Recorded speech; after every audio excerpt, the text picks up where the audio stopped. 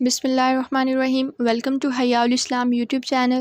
آج کی ویڈیو میں ہم بات کرنے والے ہیں اللہ تعالیٰ کا نام یا مذل، یعنی اے ذلت دینے والے۔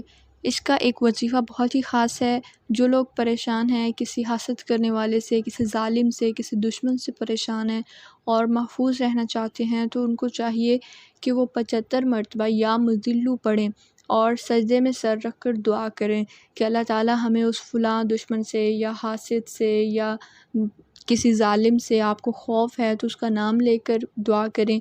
اور اگر جنرلی بھی آپ پڑھیں گے تو اللہ تعالیٰ آپ کو تمام لوگوں کے شر سے اور تمام مخلوق کے شر سے محفوظ فرمائیں گے۔